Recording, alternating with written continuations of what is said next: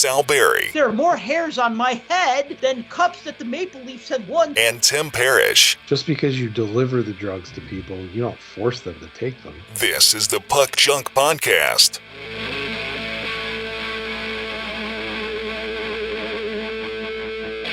Hello and welcome to the Puck Junk Hockey Podcast. I'm Sal Berry and with me is Tim Parish. And today we are going to finally talk about the Patrick Kane trade to the New York Rangers. Of course, after we had finished recording our previous show, Kane gets traded. You know, we're a weekly show. You don't listen to us for timely, late-breaking news. In fact, you shouldn't be listening to podcasts for late-breaking news because they're pre-recorded and not live. But you're hopefully listening to this for fun and engaging and interesting commentary. And we plan to offer that about the Patrick Kane trade, as well as the bevy of other trades that happened during the last couple days of the NHL trade deadline period. Tim, what's going on? What are your thoughts on all of this craziness that ensued?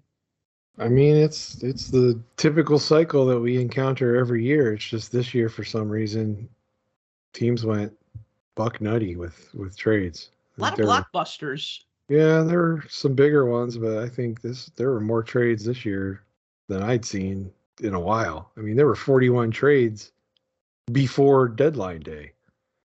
So, I mean, it was a ton. Is it just me, or did it seem like the NHL GMs were giving out first-round picks like candy? Like, you get a first-rounder, and you get a first-rounder, and you get a first-rounder. Well, I think that plays into what we've already known is that, you know, this draft class, the top 10 in this draft class are pretty tight. The draft class next year, the top 10 are probably going to be pretty solid. Mm-hmm. Anything beyond, the 10th pick in the draft, I think their GMs are just looking at them as disposable. Right. Because these are guys that may or may not be NHL ready. They may take some time to marinate in the lower leagues. Once you get into those later first-round picks, I mean, do they ever pan out? Of course they do. Right. But sometimes it's a long play. And as we all know, NHL is win now. Mm-hmm. It's not win later. So nobody likes the word rebuild. Nobody likes the word, plan for the future. Nobody likes to hear that. They want to hear win now. Here's one trade I'm going to just throw out there that I want to talk about because this one caught my eye, made me raise an eyebrow. So the Boston Bruins acquire forward Tyler Bertuzzi from the Red Wings in exchange for a conditional first-round pick in the 2024 NHL draft and a fourth-round pick in the 2025 NHL draft. Now, obviously, the Bruins are doing great. I mean, as of this recording, they only have 8 losses in regulation. They do have some overtime losses, but they have only 8 regulation losses. I think only 2 losses at home. They're just awesome. I mean, insanely good this year. So we kind of both said that they really don't need to do much. But looking at this, it's like, is Tyler Bertuzzi worth a first and a fourth? I don't think he is, but the Bruins do. And, they don't want to give up anything. And I guess that's the thing. If you want a player and you don't want to give up a player, well, then you got to give up a pick. So I think Detroit did pretty well getting a first and a fourth for Bertuzzi. Yeah, and again, the first round pick is in the 2024 draft, so it's not coming up this year. And, the fact that the Bruins are one of the best teams in the league and will probably win the President's Trophy, what's that first round pick going to be? Number 30, number 28, 32. Number 32 when they hoist the cup.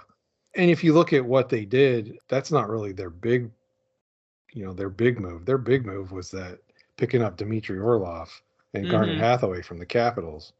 They had to have the Wild float the money and be the bank in that deal, but still, the fact that they were able to pick both of those guys up, and I mean, Orlov on defense, that's a great pickup for Boston. The rich keep getting richer.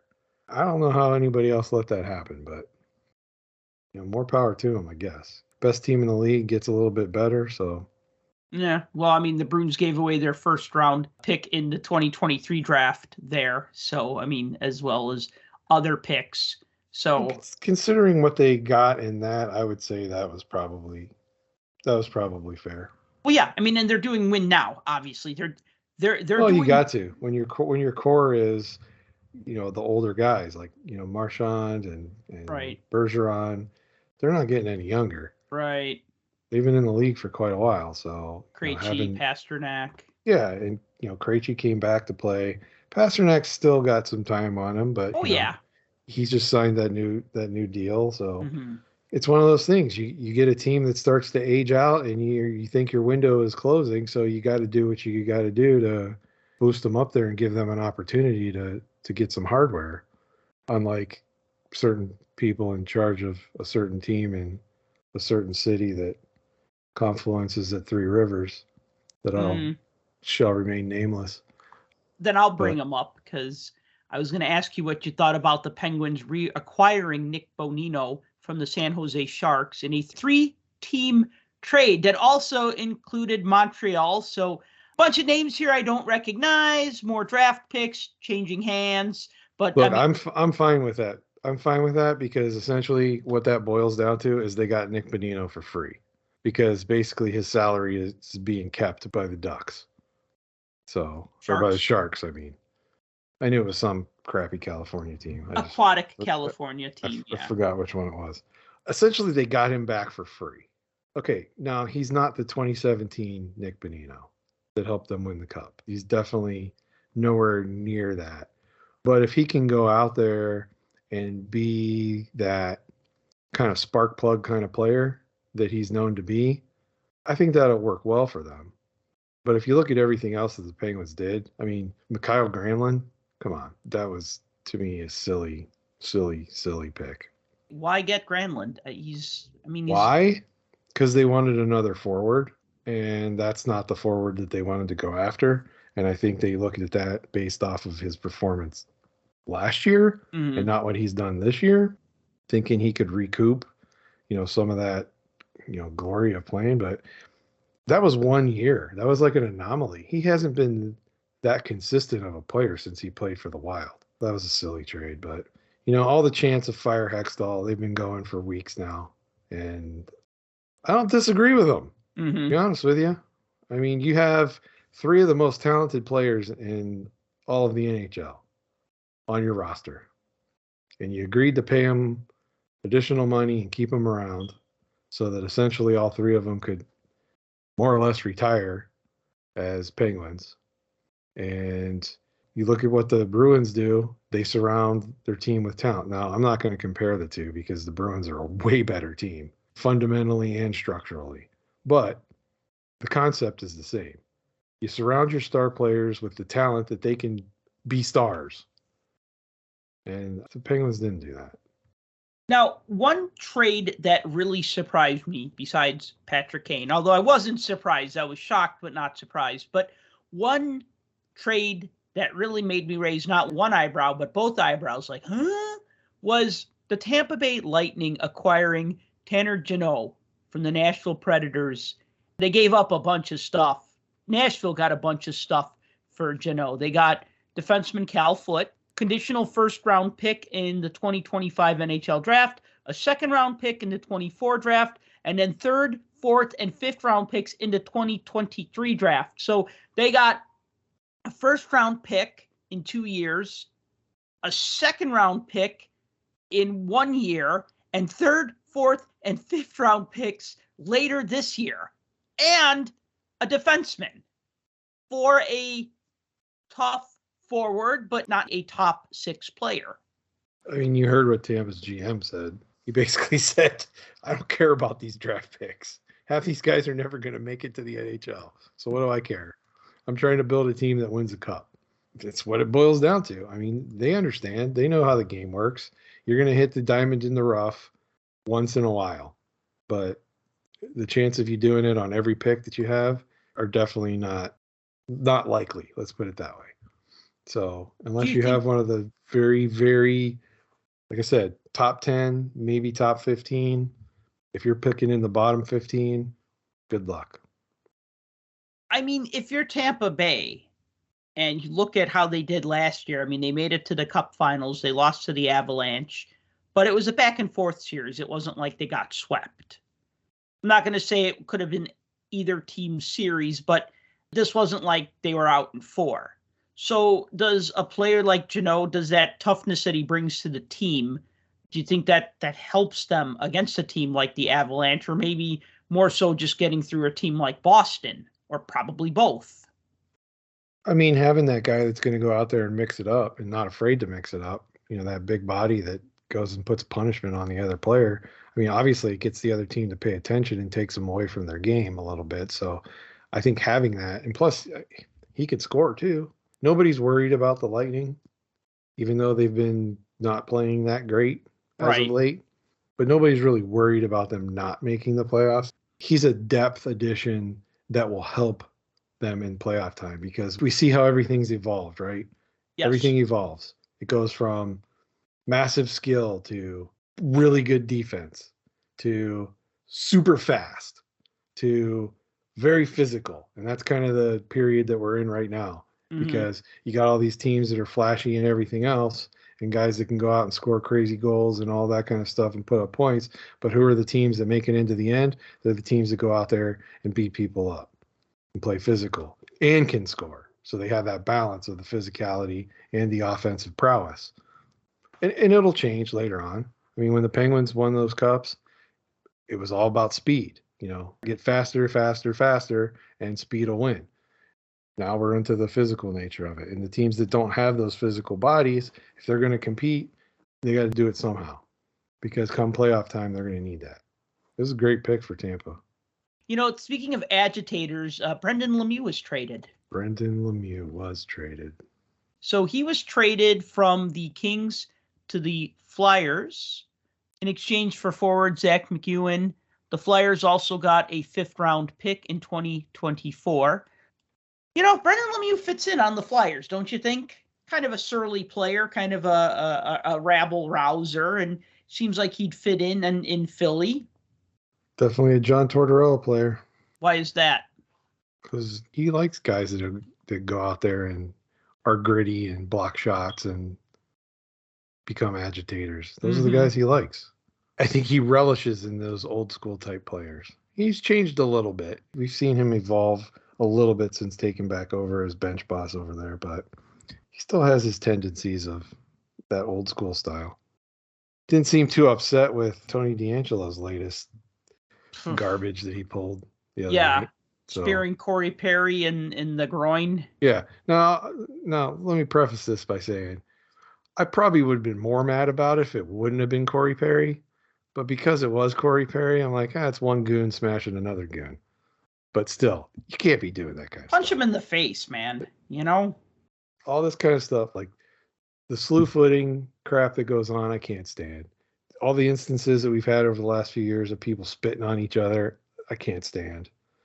Spearing somebody in the nuts, that's stupid. Those things are dumb. They're just dumb.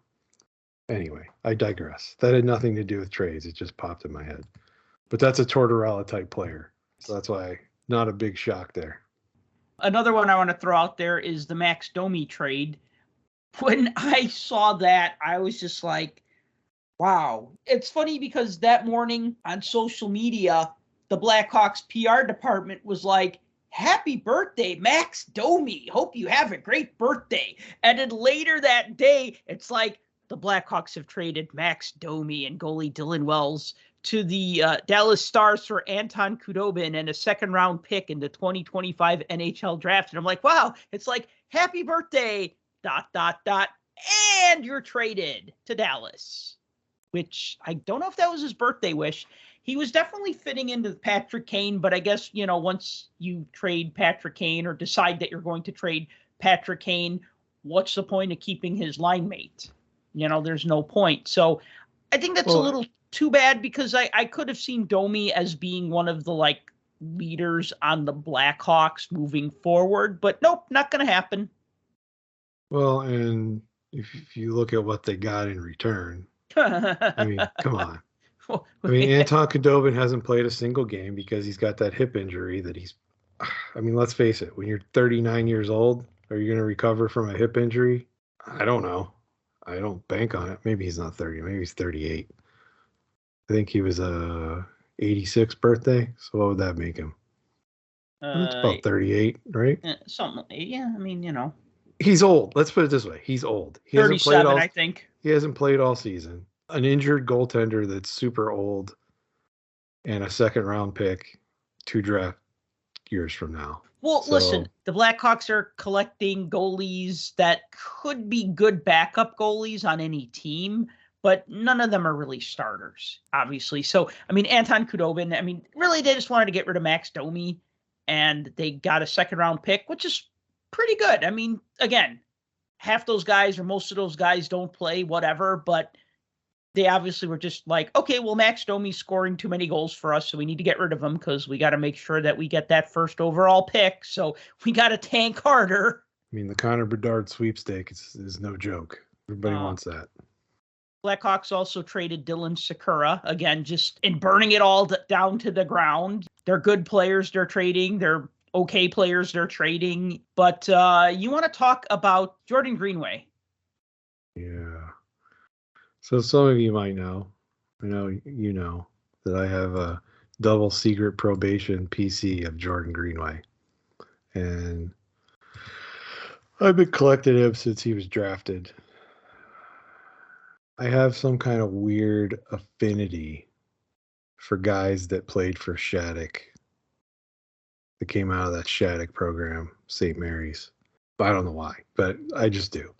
So Greenway has not been living up to expectations, especially this season. He's been very underwhelming, and he's getting a new shot with the Sabres. I think the Sabres gave up a second round and a fifth round to get Jordan Greenway. I like that. I think having a new environment that he can go into and get kind of like a fresh start, so to speak, especially on a young team, a young up and coming team that's still pretty solid and people are still thinking may have a possibility of making the playoffs. I think that gives him an opportunity. Not only that, I mean, if you go back to when he was in the National Development Program, who was his coach? Don Granato. Granato knows what kind of player he is. He knows how to get him to work. And plus, now he's going to be playing with Alex Tuch and Tyson Jost, who were both on the same team and when they were with the Wild. So he got to play with them before. And Tage Thompson came out of that, development program and everything. So I think this will be a good start for him. At least I hope it will be. But not a super exciting trade by any means. But it impacted me a little bit because now I have to actively actually collect Buffalo Sabres cards. Thought I would have to say that. Yeah, I know. How about that, though? Like, when a player you like goes to a team that you're not necessarily excited about collecting. I mean, I kind of hit that when Jeff Skinner went from the Carolina Hurricanes to the Buffalo Sabres. That's when I stopped collecting his cards. Yeah, see, the same thing. Nobody wants Buffalo Sabres cards. We grew up in an era where players didn't change teams a lot. And that was bad for the players because, they had very bad collective bargaining and the league had very oppressive rules about free agency and stuff like that. You look at a guy like Steve Yzerman and you go, well, he's a Red Wing. He's always been a Red Wing. Or Mario Lemieux, always a Penguin. Maybe those guys are all right, those guys are maybe untouchable anyways, but you look at guys where they played with one team for most or all of their career, and you just think of them as that team, and now we don't get that there's anymore. Plenty of examples of that. I mean, even guys that change teams maybe once or twice, you still iconically think of them as certain things, like, Patrick Waugh. You either think of him as a Canadian or an Av. Because he had like two parts of his career. We talked about that, though, when we talked about does a player changing teams affect collectability. And I think we agreed that Patrick Waugh was kind of an exception to that rule. Like Gretzky and Waugh were like the big exceptions to that rule, and maybe Gordie Howe. I have to re-listen to that episode. I'll be sure to link to it in the notes. Yeah. You can make that case. And again, I think we pointed out the fact that when guys go to markets that have a lot more exposure too, that opens them up to a whole new audience that maybe they wouldn't be as prone to be exposed to. Obviously, the Rangers getting Patrick Kane. Was Patrick Kane a superstar prior to that? Yes. Arguably one of the best U.S.-born players ever. Do people know Patrick Kane? Yes. Is there more vim and vigor for the Rangers in New York versus the Blackhawks in Chicago? Absolutely yes. I mean, that's a resounding yes. I think the Chicago Fire have a bigger following than the Blackhawks do in Chicago. Bandwagoners jumped off. Bandwagoners jumped off years ago. The first year they don't win the cup, they're like, hockey, what's that? So you got the New York area, and you got a lot more publicity, I guess. I don't know if that's a good word or not. I mean, same thing with the Devils picking up Timo Meier. I mean, Timo Meier, great player, highly underrated forward, but he was buried on the Sharks.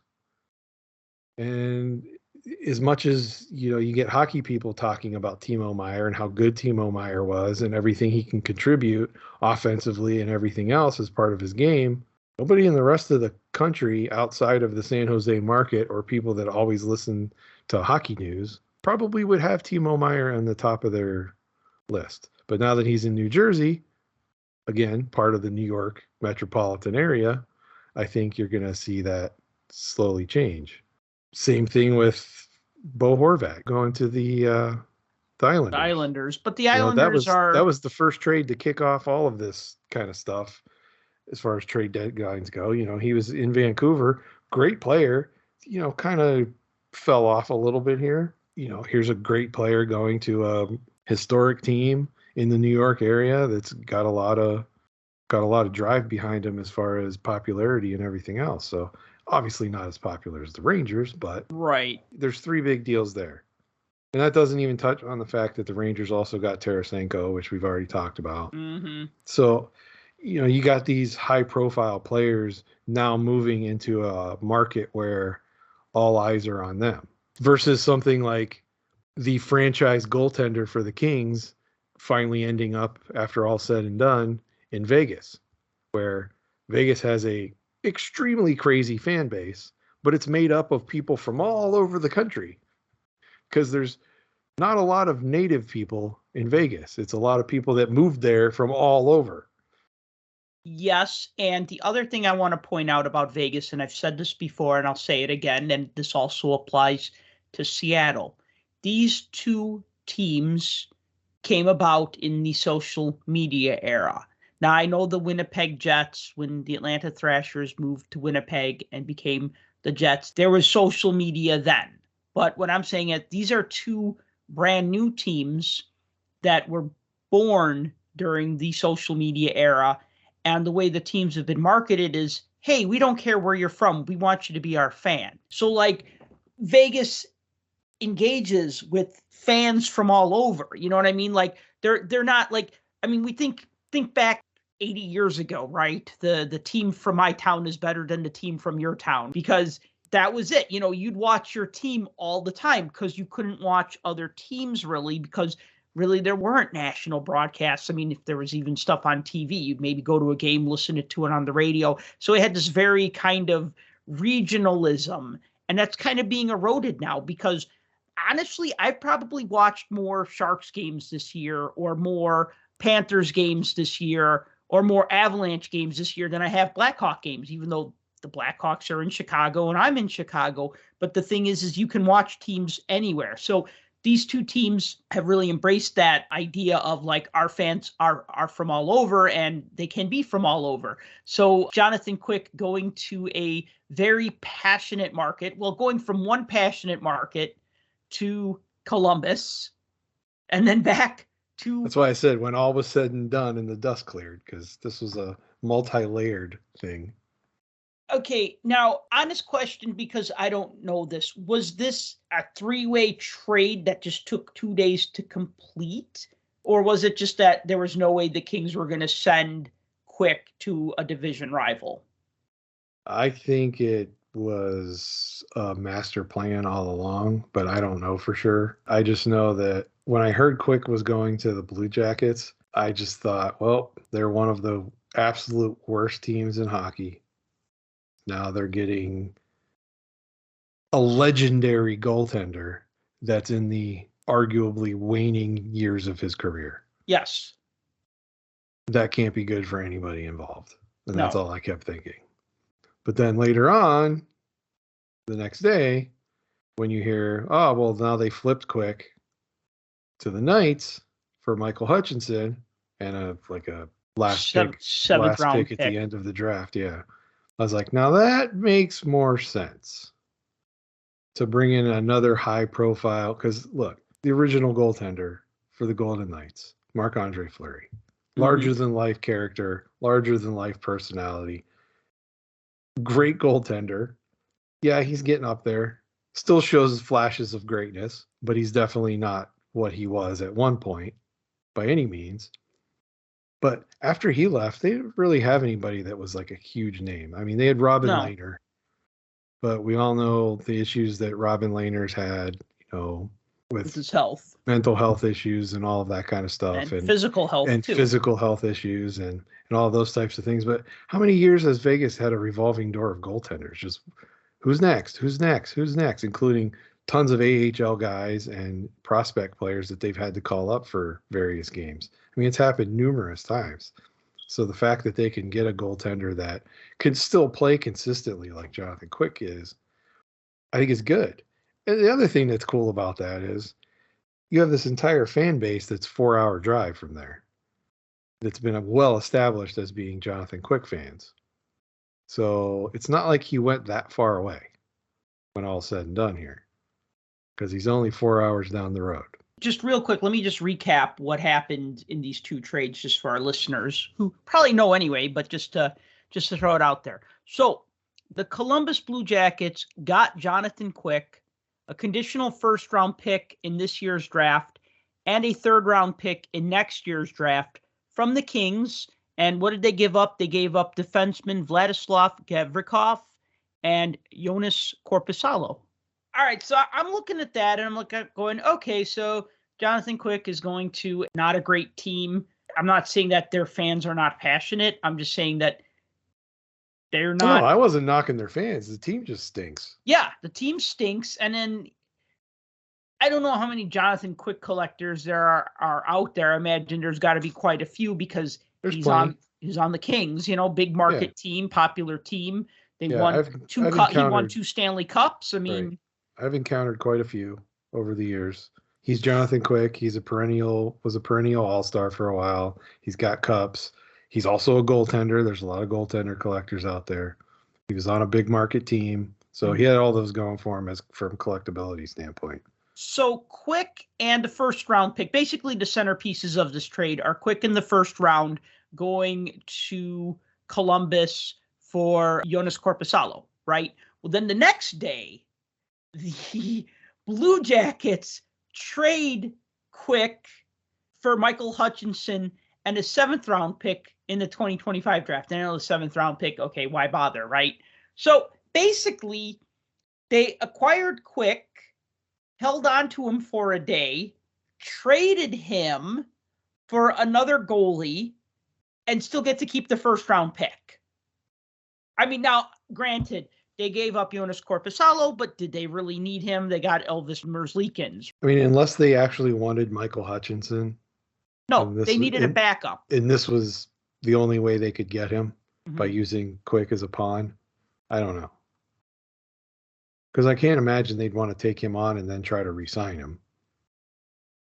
No, especially in this current state of their team. So they had to be using him as a pawn in a deal. Yeah. I don't know. I think it was a brilliant move behind the scenes. Brilliant move, don't you think? Because they got a first rounder out of the deal. Yeah, and for a team that's in the position that they're in, I think that's important because they're a team that's going to have to. I don't want to say rebuild, but they definitely have to stock the cabinet. Well, I'm excited that Quick is going back to a larger market and definitely a more high-profile team. The Knights seem to be doing pretty well with Logan Thompson as their starter. I mean, he played in the All-Star game earlier this year. He's exceeded expectations, which is funny because when Robin Lehner was going to get that surgery and he was going to be out for the season. It's like, okay, well, they're kind of screwed. And then Logan Thompson just kind of stepped in, took over, and has played admirably for them. And having a guy that's a proven winner, even if you're only going to use him as a backup at one point or another, because, Thompson's been hurt. Being able to have a solid netminder that can fill in is good, because I think Thompson's backup was Laurent Brossoit, and he got hurt. Yeah. So, I don't know. Vegas just doesn't seem to have luck with goaltenders. Right now, Vegas is on the top of the West. As we're recording this, I'm looking, they and the Kings are tied in points. Dallas is nipping at their heels. This is in the West, and Seattle's in the mix there too. I know the Eastern Conference is a little bit stronger of a conference. Right now, you got the Bruins with 103 points, which is just ridiculous. You got Hurricanes with 92 points, the Devils with 88 points, Toronto with 86 points, Tampa Bay with 81 points. Then you go to the West, and it's like Vegas has 82 points, right? Like, their first place team has less points than the fourth place team in the East. But still, Vegas is up there, and this just really gives them like two really solid goaltending options. I think Jonathan Quick might play less in Vegas, but can be a bigger help to them than whatever he would do in Columbus, if that makes sense. Oh, it makes a lot of sense. I like it when it makes sense.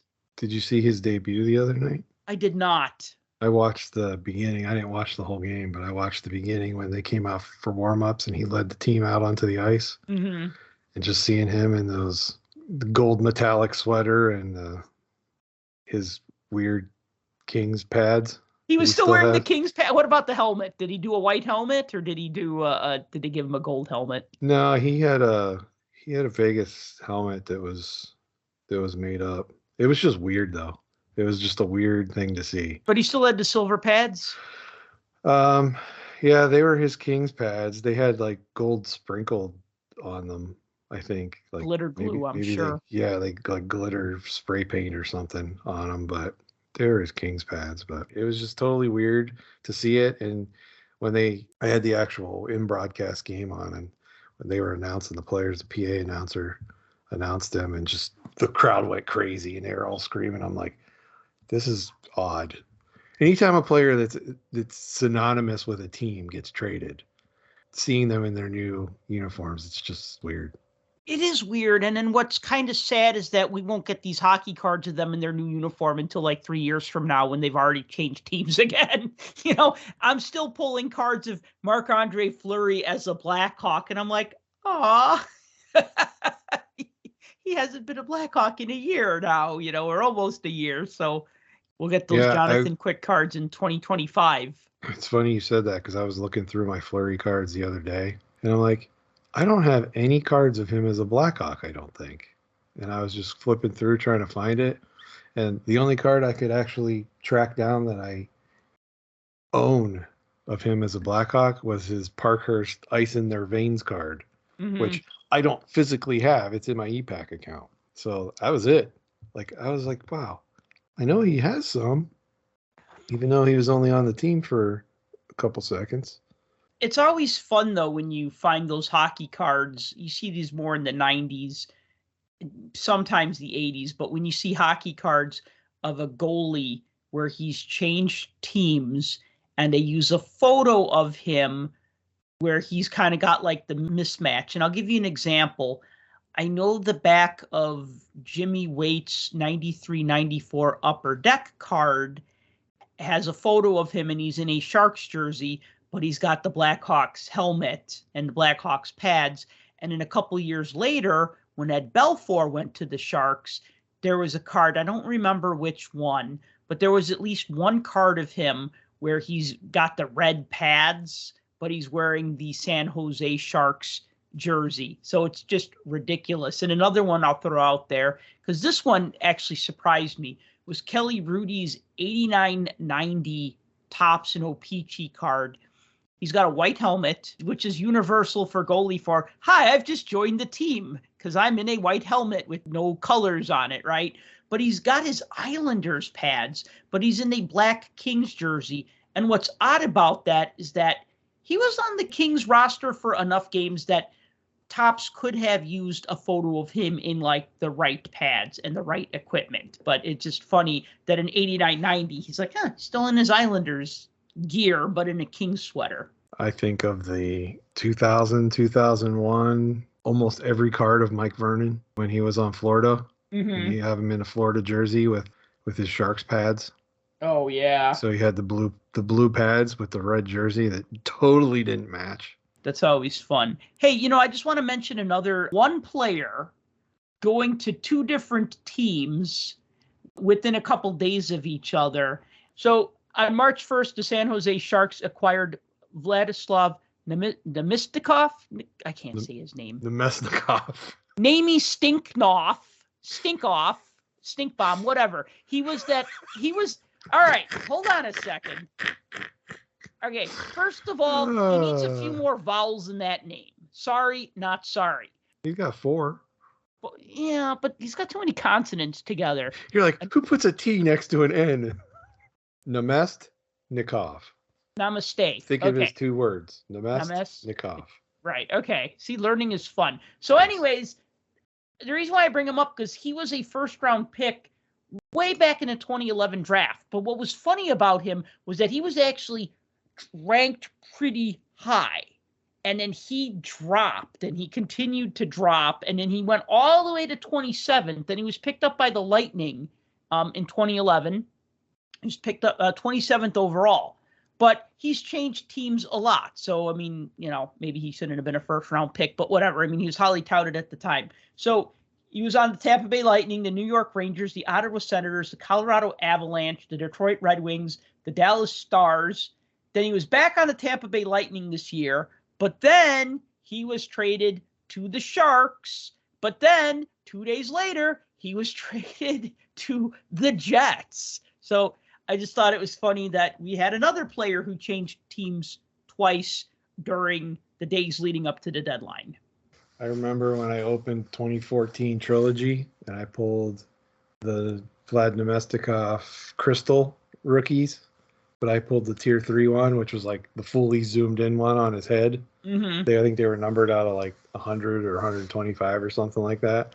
I remember thinking, this is an awesome card. This is going to be worth lots of money. Yeah, that never happened.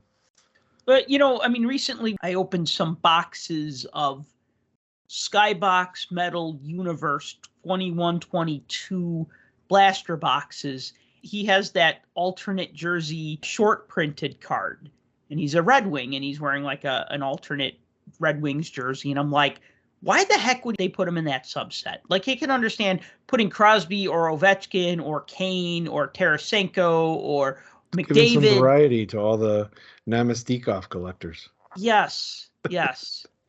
Anyways, so just thought that was funny that he switched teams a few times.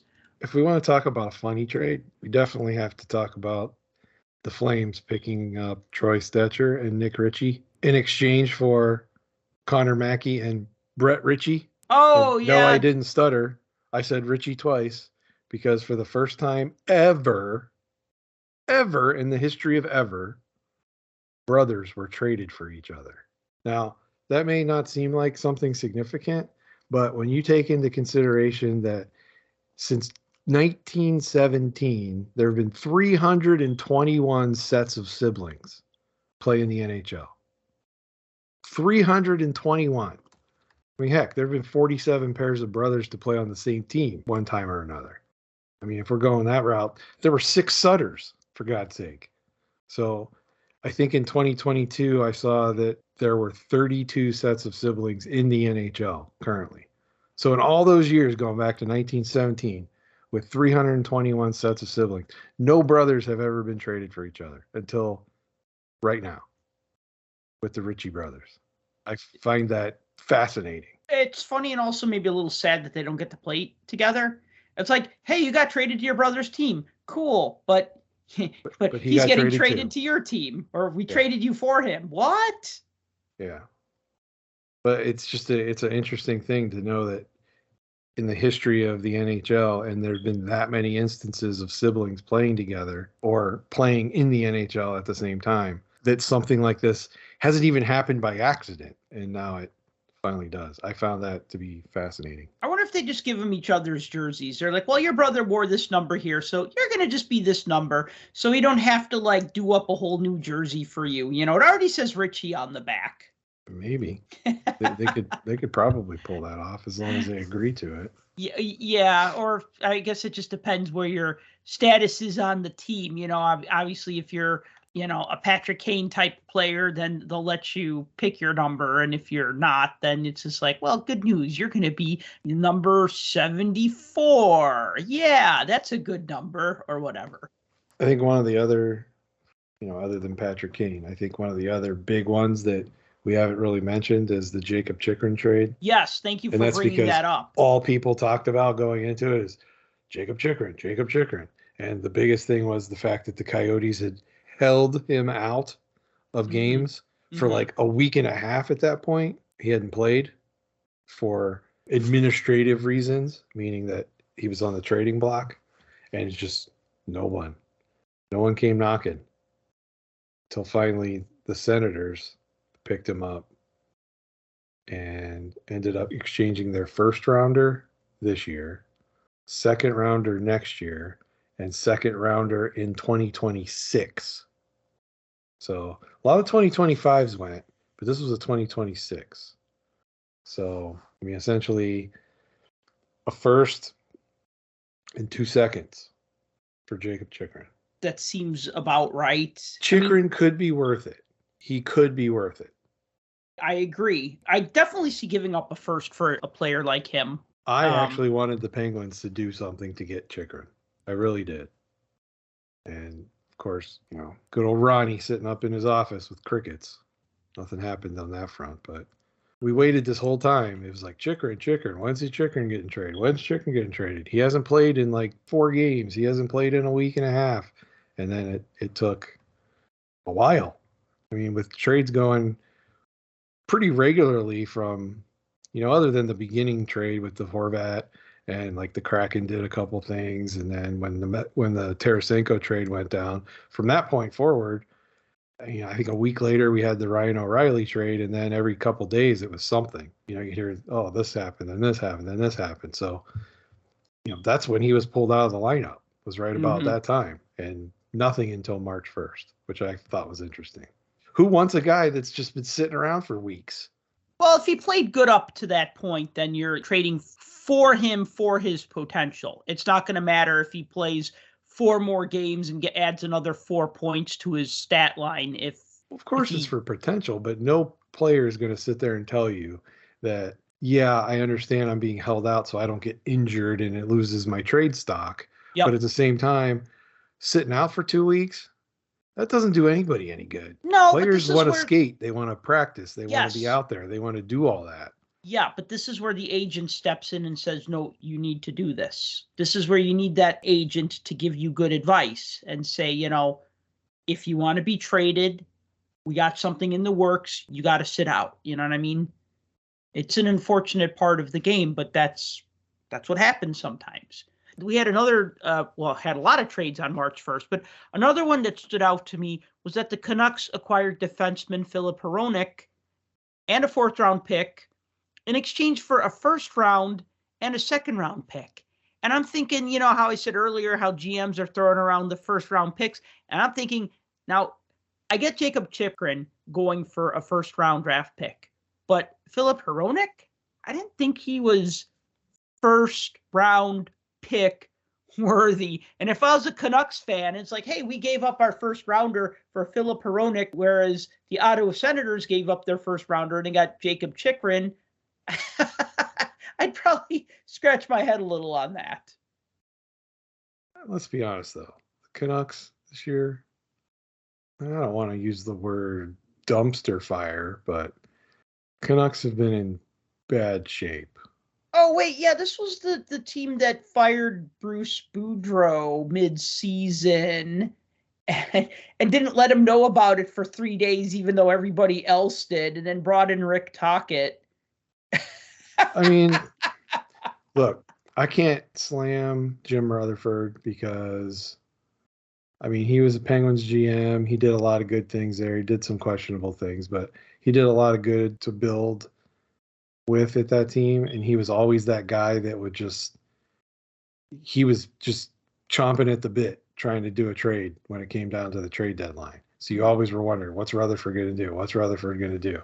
And up to that point, I mean, the Canucks really didn't do anything. So I was like, well, what's he waiting for?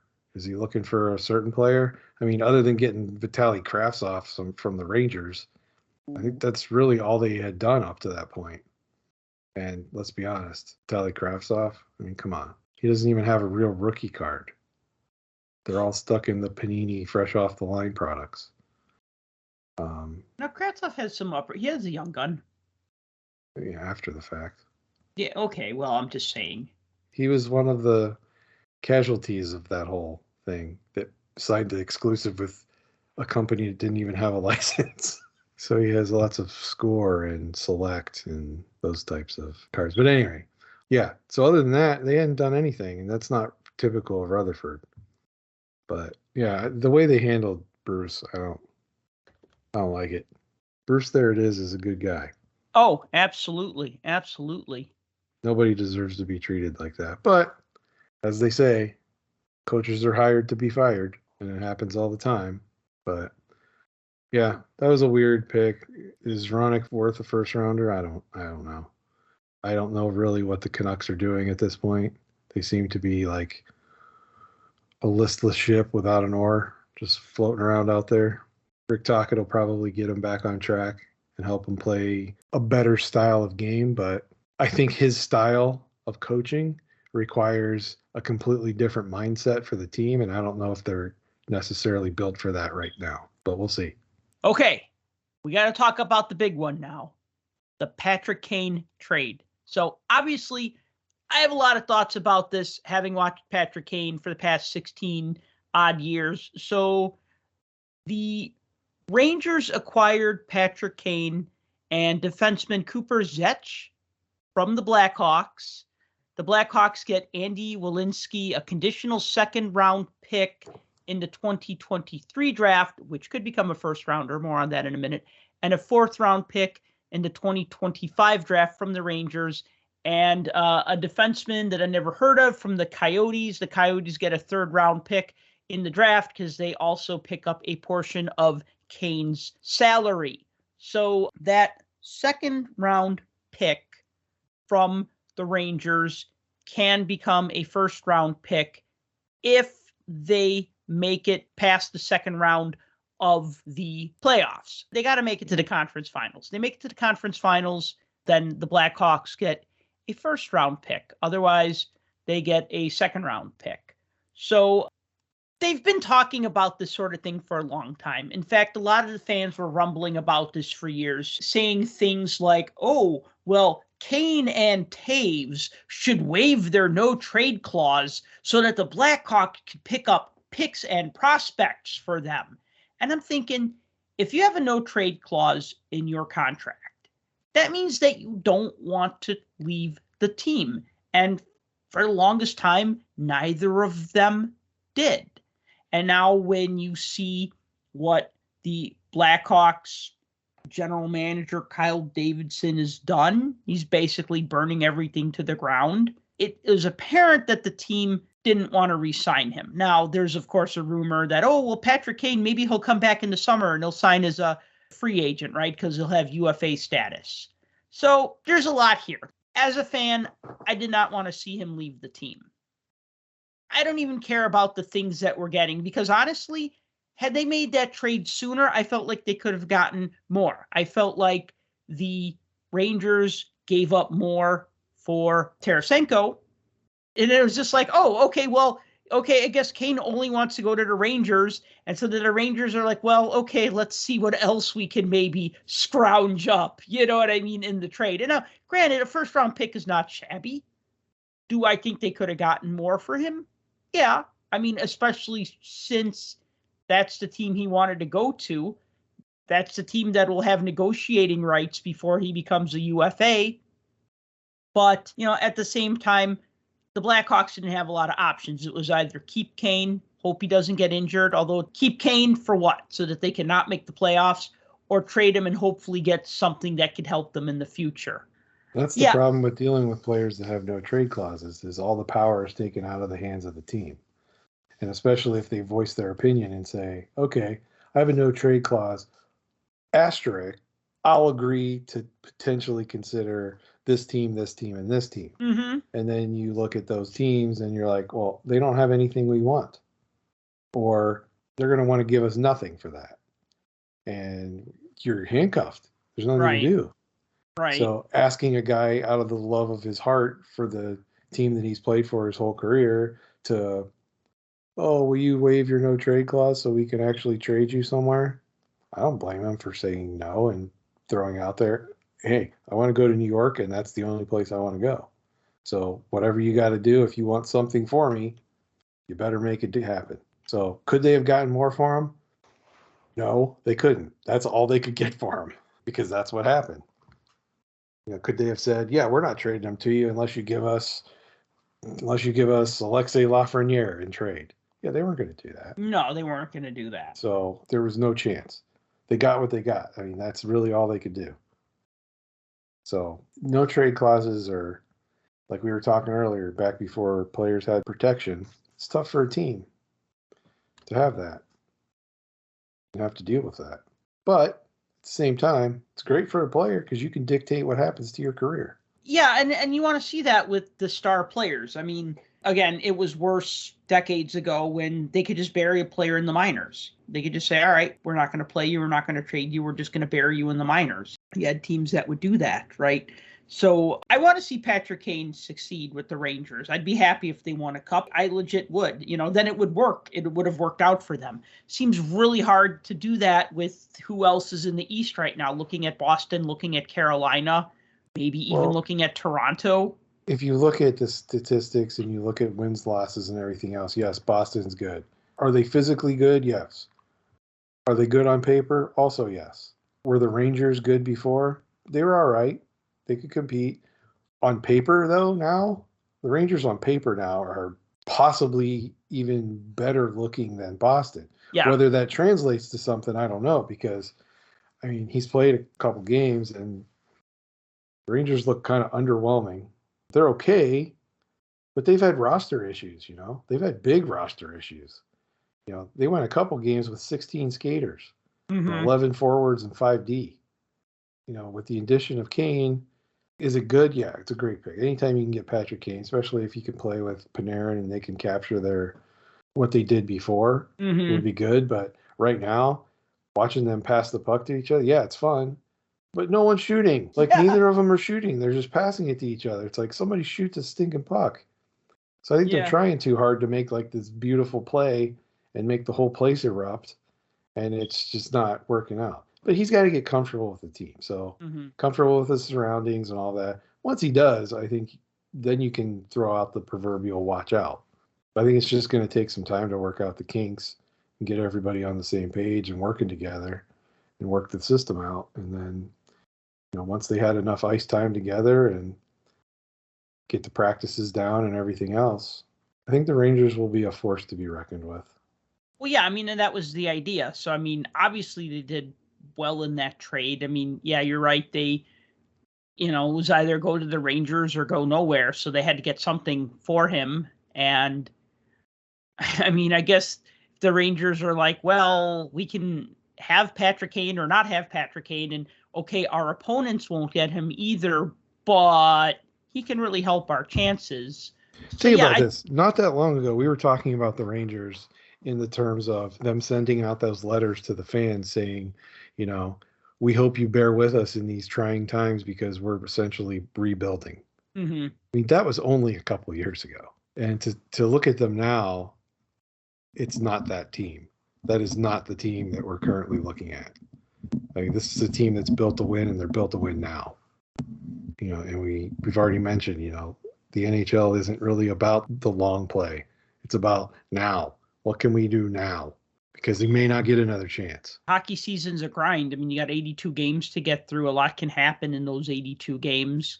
Players can get hurt. contracts can expire, different coaches come in, can change the way the team plays, and that could be better or worse. But yeah, it's harder for there to be dynasties. I mean, think about it. We had the Penguins win 2 back-to-back, and we had the Lightning win 2 back-to-back a couple years later, and we're just like, oh my God, this is like as close as to a dynasty as we're going to get is 2 in a row, which is okay. It's kind of boring when Montreal wins 4 or 5 cups in a row. It's just like, yay, great. But they haven't done that in our lifetime. Well, so. I wasn't watching hockey in the late 70s, but yeah, you're right. Although that was messed up too, because you basically had 6 halves and 6 have-nots. Those are the expansion teams from 67. And then you had a few more expansion teams added over the years. So, I mean, yes, the Flyers did win the Cup 2 years in a row, but, I mean, they had to build through the draft. They didn't get any help right away. I don't think that we've really had a dynasty, quote-unquote, team. The Oilers in the 80s, and before them, the Islanders, with 4 cups in a row. Before that, the Habs with like 5. And before that, then you can go back to, with the Habs and all of their cups and everything else. But other than that, you had the Penguins with back-to-back in the early 90s. Red Wings in the late 90s. You had Red Wings in the late 90s. You had a few cups mixed in there with the Avs, and the Devils pulled out a couple cups within a 10-year time frame. Yeah, until you fast forward. Remember, we had that period of time where the only teams that won the cup were either Boston, Chicago, LA, or Pittsburgh. It seemed like. That was good times, though. I like that. Yeah, and it was basically those teams, and if you were not those teams, forget it. Calling teams dynasties based off of what their potential is to win, stacking them up with these types of rosters. It's hard to build those types of teams that are sustainable for long periods of time. It's difficult when your favorite player from your favorite team gets traded. I grew up loving Mario Lemieux. Did he ever get traded? No. But did he go down with debilitating injuries and cancer and retired multiple times? Yes. And every single time it was devastating. But I can't equate it to when Jágr got traded. Yeah, there were tough times in Pittsburgh, and he essentially won it out at that point. So it wasn't a good relationship. But still, when you don't have Lemieux anymore and he's your second best player, and you kind of went through your formative years of watching hockey and he's the guy, right? Mm-hmm. To have him go somewhere else to play for not only another team, but another team in the same conference and another team that you don't like very much. And just like in this case, another team that within the trade, what did you get back in return? A bag of rusty nails. That's about it. Because that's what they got for Jágr. So, I mean, I can empathize with this completely.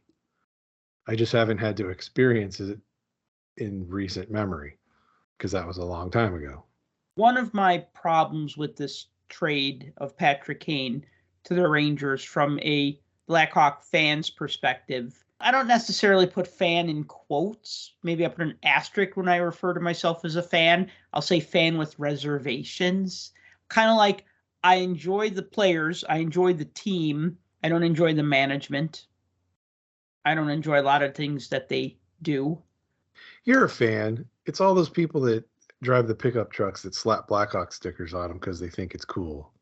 Those aren't the fans. You're a fan. No, right. And I think, like when they say a fan has a right to complain because they bought a ticket or whatever, I mean, I agree with that to a certain extent. I mean, I've dealt with people who, the team should do this and the team should, going back to the Kane and Tate should waive their no trade clause. I'm like, no, they shouldn't. If they want to stay here, let them stay here. We enjoyed watching them play here. Okay, now they slow down a little bit. Can they still help the team? Hell yeah, they can. The point I'm trying to get to was that with the exception of maybe Stan Mikita, Tony Esposito, those are the only two I can really think of. There's probably another example. But just as far as Blackhawks legends, they never get to retire in Chicago. Bobby Hull didn't retire in Chicago. Glenn Hall didn't retire in Chicago. Jeremy Roenick didn't retire in Chicago. Belfour. Chris Chelios, my favorite player. Now, granted, he started with Montreal, and this wasn't a cup of coffee like Tony Esposito, playing a few games in Montreal before going to the Blackhawks and winning Rookie of the Year. So yes, technically Tony Esposito did play for the Canadiens. He did win a Stanley Cup. He was their third string goaltender. He got a cup ring, but really he was a Blackhawk. That was his team for 15 seasons.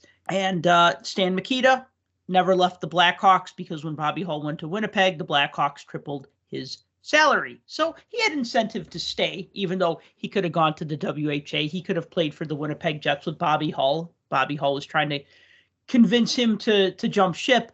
But what I'm saying is that, like, I saw a lot of my favorite players, Belfour, Roenick, Chelios, would have loved to seen any of them retire as a Blackhawk. That didn't happen.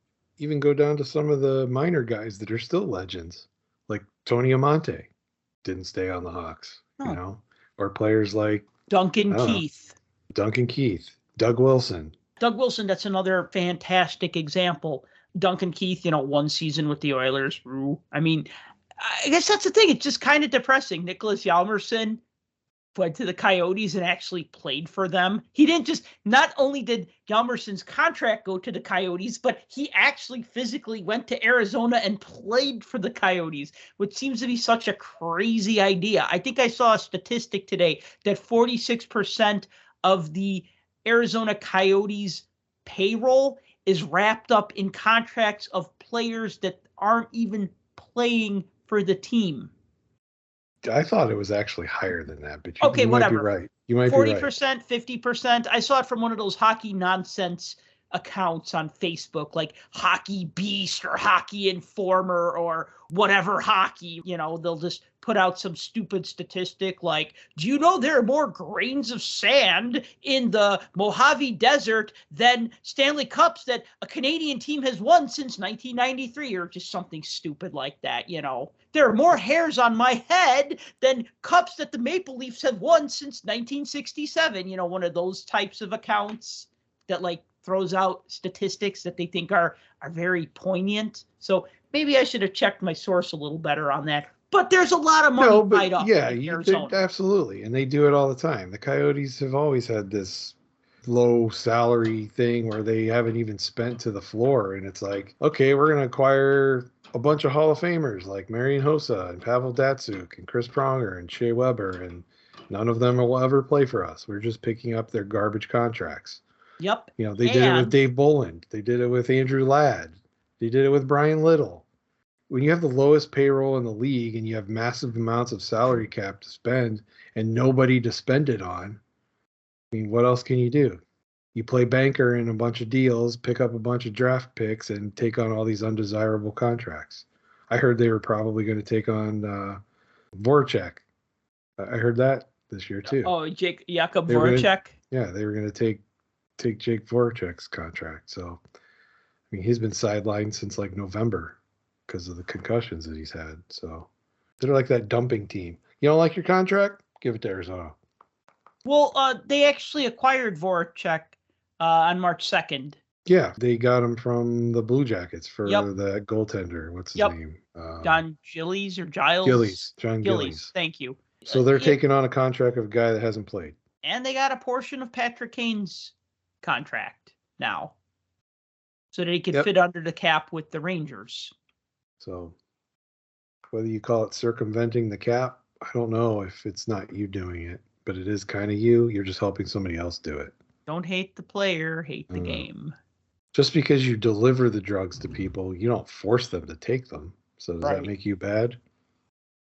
I don't know. Hey, that's not the same thing. Hey, they're old enough to drive. They can make their own decisions, right? Yeah. So obviously very sad that Kane left the Blackhawks. Sad that he can't retire as a Blackhawk. Maybe he will come back for one season. They'll probably do one of those one-day contract nonsense when all is said and done, which I hate, and we won't talk about that. Or maybe he'll play with the Rangers for 7 more years. Can Patrick Kane play till he's 40? I think so.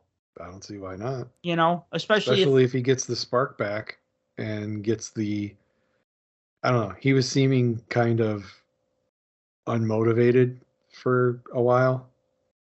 So if he gets that spark back and wants to do it, I'm sure he could.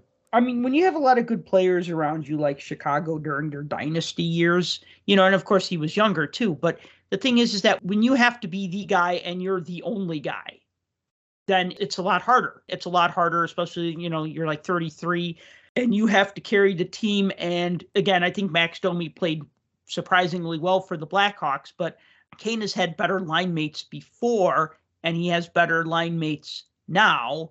And he could play, let's just say 7 years, I think till 40. Going to the Rangers, let's talk about his collectability. Because, we looked at like Jonathan Quick going to the Columbus Blue Jackets and we're like, right? And then he went to the Knights and we're like, thumbs back up now, right? There are teams where you look, like, okay, John Tavares going from the Islanders to the Maple Leafs totally made him a more collectible player just because he went to the Maple Leafs, right? Austin Matthews being on the Maple Leafs, right? Collectible player because he's on an important team or a popular team, etc.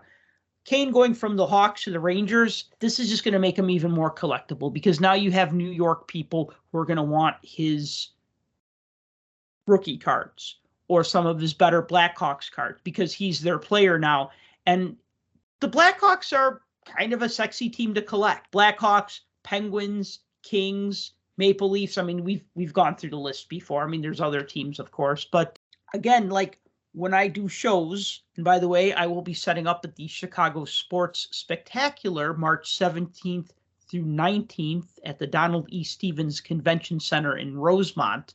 But when I set up at such a show and New York people come, they will buy Artemi Panarin rookie cards, even though he's pictured as a Blackhawk. Or they'll buy Panarin cards picturing him as a Blackhawk because he's popular in New York. But, they want his earlier cards. Can't really say I sell too many Panarin cards with him as a Blue Jackets player. But nobody's like, oh, I'm not going to buy that Panarin card because he's pictured as a Blackhawk. It's like he's popular enough that those cards will sell. I mean, it's kind of the same with Marian Hossa. I kind of thought, no one's going to want Marian Hossa cards of him as an Ottawa Senator, but I would throw some out there just for sale besides the rookie card. And sure enough, people will buy Hossa's Senators cards. They'll buy any of his cards because he's so popular in Chicago. Oh, and you got the fact that he's a Hall of Famer now too. So. Well, yes. Okay, so that just increases the demand. So I mean, if anything, But Kane's a future Hall of Famer. You can guarantee that. It's a lock. Yeah. And he's won awards and he's won cups already. So, I mean, he's an accomplished player and anything that he does at this point is just going to add to those accomplishments. Sure. Whether it's just adding more statistics to move up that list of all-time scorers among American-born players. And if he can win a cup in New York, I mean, he'll be considered like a hero. The glue that brought it all together. Well, him more so than Tarasenko, which is kind of funny because Tarasenko is also a really good player. They're not the same player, but he's also like really good. So he's a great player. Yeah. Okay. Great. Really good. Great. Pretty great. Awesome. However you want to say it. There's been a very strong bias towards many Russian players over the last year for obvious reasons. And I think some of them get swept under the rug. And Tarasenko got ignored for a while. And his cards were super hot the first few years. And then they kind of just petered off. And I'm not sure if that was because he was in St. Louis or what. He was still great, still awesome player. But just the demand for a lot of that stuff kind of tapered off. And you didn't really hear people talk about it too much. But I think he's going to see a resurgence with him being in New York. And especially if they win. Kane's had the popularity. I think he'll continue to have the popularity. I don't think demand for his stuff is going to wane at all, changing scenery. No. Now you just have New York Rangers fans who collect cards are going to go after Kane's cards as well, not even caring that he's not in a Rangers uniform. That makes sense, though. I mean, I guess with any player, if you like him, you collect him regardless. Going back to your personal collections where a guy changes teams and you go, that sucks. But I like this player, so I'm going to collect his cards anyways. My biggest PC is Bill Guerin. And how many times did he switch teams?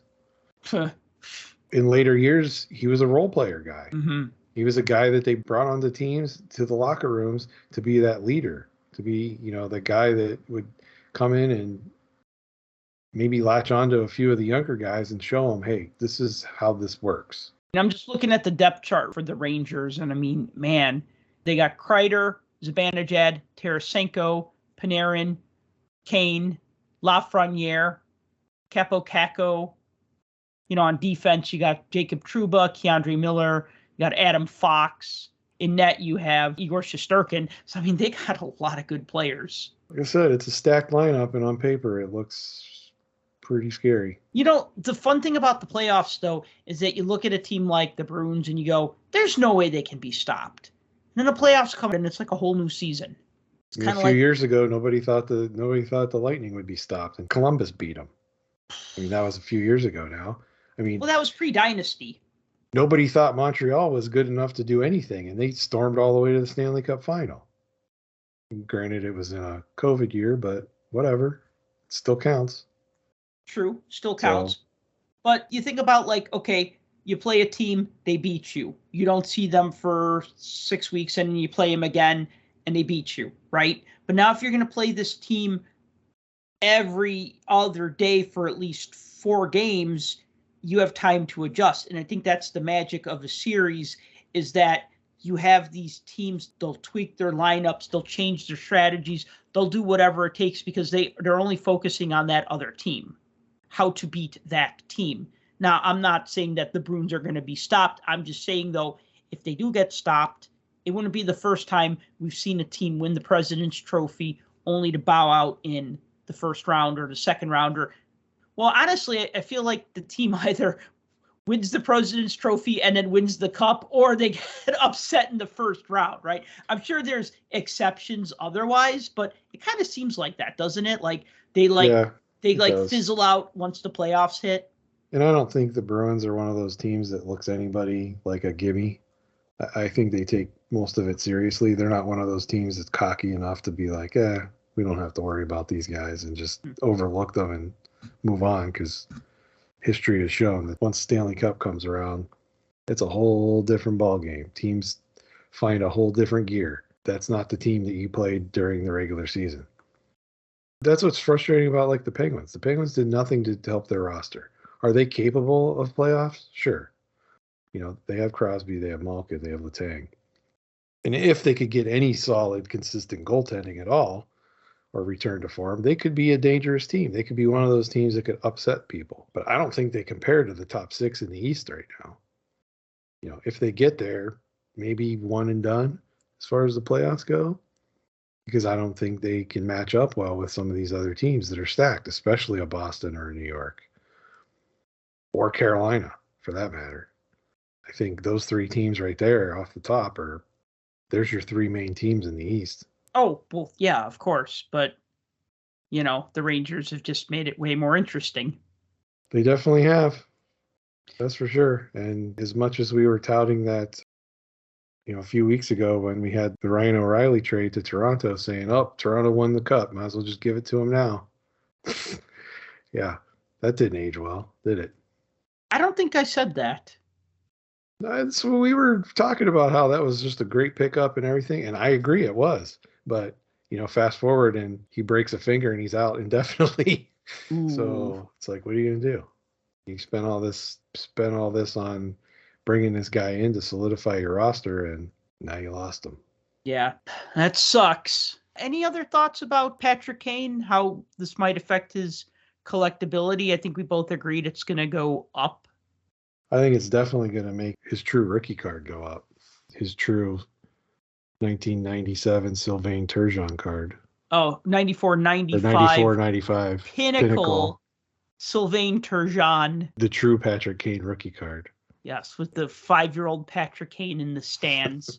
Yeah, I remember some knucklehead. See, I get so defensive when people tweet out about hockey cards and they don't know hockey cards. And I think this was on Facebook, and this was one of those hockey nonsense feeds. That's what I'm just going to call them, because you have you've seen them Hockey Beast and stuff like that. Well, nobody knows anything on Facebook when it comes to card collecting. Right. So, they're a 6-year-old Patrick Kane can be seen on this Pierre Turgeon hockey card. And I wrote in the comments, 1, it's a Sylvain Turgeon hockey card, not a Pierre Turgeon hockey card. If you read the text, you could see that. 2, Kane is 5 in that photo, because if you do the math of when the card came out, the picture was taken from the season before, and then you take what year Kane was born, he's 5.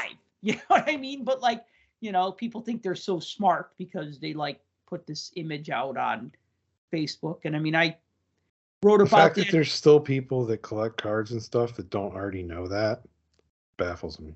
Yeah, Patrick Kane's true rookie card. You know, I have an 06-07 London Knights team issued card. I bought that set probably right after Kane got drafted. I think I bought it from the team, like for $10 or something, because I was just like, well, okay, this kid's going to be on the Blackhawks and I want to have an early card of his. And so I was able to find that. And I was just looking at that the other day, and it's just weird to see him with all his hair. No receding hairline. He's so young, you know. Yeah, when they showed him standing out on the ice doing warm-ups for his first game, they had like cameras up close, and I was like, wow, he's looking pretty haggard. Mm-hmm. He's looking a little beat, a little weathered. Yeah. And he's way younger than I am. So all right, I think we should wrap this one up. What say you, Tim?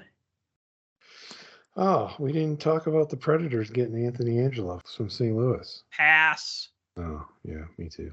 Yeah, do we really want to talk about all these trades of guys I've never heard of for 7th-round picks that'll be used for guys that we'll never hear of getting drafted? Lots of former Penguins were traded. I will say that. The way players change teams so frequently, everybody's a former Penguin these days. You're not wrong on that. All right. Well, thank you for listening to the Puck Junk Hockey Podcast. As always, if you've enjoyed the show, please be sure to like and subscribe. Please give us a follow on social media. I'm at Puck Junk. Tim is at The Real DFG. And if you want to support this podcast, you could do so by buying a shirt at shop.puckjunk.com. And until next time, collect what you like. For more hockey goodness, follow us on Twitter at PuckJunk.